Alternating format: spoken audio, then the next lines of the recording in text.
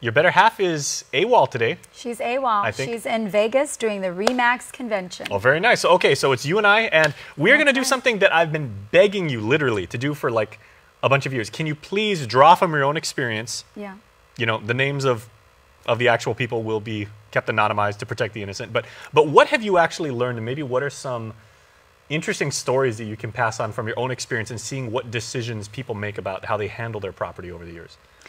Well, one thing that just comes to mind straight off the bat is, you know, people think when they come to us to talk about real estate, to buy property, that we just deal with, okay, here's, you know, what do you want to buy? Let's go help you do that.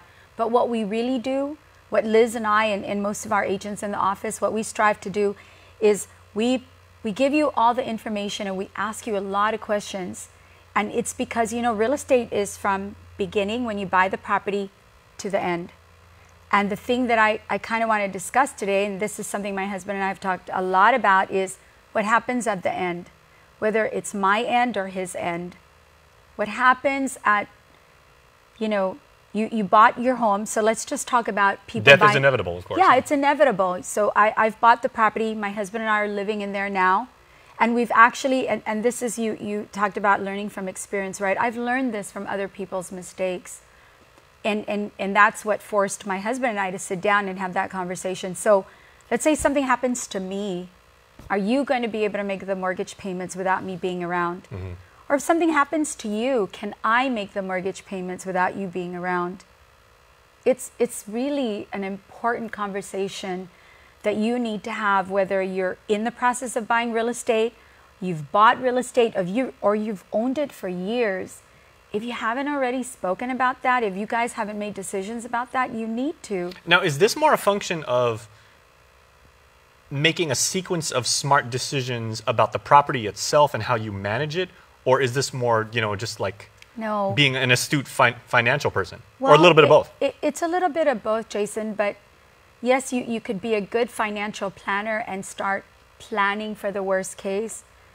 Like if it was applicable to me, if something happened to my husband and I have to rely solely on my income, could I still make my mortgage payment every month and not stress about it? If my answer is no, what can I do right now? So can I save enough for that? Well, I don't know when he's going to go. How do I save for something like that when I don't know he's going to go? How many payments do I need to put in a bank somewhere, right? Mm-hmm. Okay, so for me, the decision was, okay, I can't do that. I know I'm not going to be able to save enough because I don't know when that time's going to be. So here's what we did do. We went around and we realized, okay, mortgage insurance, we thought, okay, mortgage insurance is out there for that exact event, right? Mm. But we looked at it and we said, well, I don't like the premiums. I just don't like the way that's structured. And this is personal, okay? Everybody's going to be different.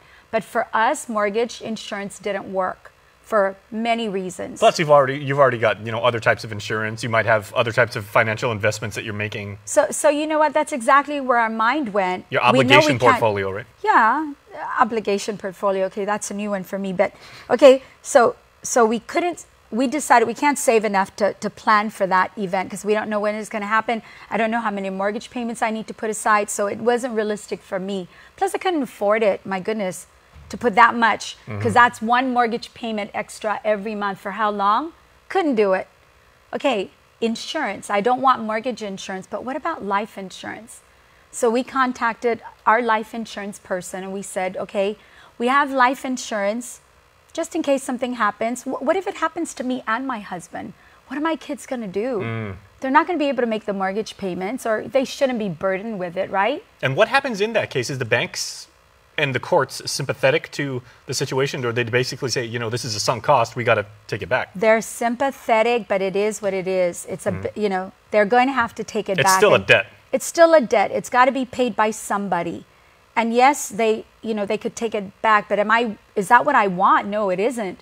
So we went to our insurance people and we said, we already have life insurance that, you know, so if something happens to my husband, it'll take care of general things, but we want life insurance that if something happens to one of us, it'll pay off my mortgage. So I know what my mortgage amount is. It needs to be this amount. What do I need to pay every month? And then the other thing we looked at is, do we want term? So we're just going to, okay, Gina, so what I looked at is my mortgage will be paid off in the next 10 years. So I want enough to pay off this mortgage, but I want term insurance that's only for the next 15 years, you know? And that's how we worked it out. And this is a conversation that every couple, and you know, today the whole concept of relationships and love is like, it's a wide spectrum, but everybody should have this at some point if you're in a serious relationship. You should have this at some point if you've got a mortgage payment that you're concerned about, whether you're going to talk about it because you don't want either spouse to end up having to lose the property because the other can't pay it, or you want to make sure that property goes to your children, just in case, you know, you never know well, thank what you, life my friend, has. for being so candid, you know, with sharing your own experience. And, you know, this is a pretty heavy subject. It is, yeah. But it needs to be talked about, doesn't it? And speaking of not so smart decisions, if we can end on a lighter note, I thought I was making the right decision. The first day that the World Wrestling Federation had public stock, I bought a bunch, and that didn't turn out. That didn't turn out so well. Next time, real estate, Jason. Okay. Well, thanks so much. Okay, and hopefully you make smarter financial decisions. Talk to Liz and Gina over at Remax Diamond Realty. They are the experts when it comes to this stuff, and we will see you next time. The Voice, brought to you locally by Triple J Auto Group. Buy with confidence. It's the Triple J Advantage. 1 year maintenance, 1 year tire and rim protection, key replacement, and $700 coupon book with every new vehicle purchase. Only at Triple J. Customers first. Introducing Triple J's Online Shopper, the new, faster, easier way to purchase your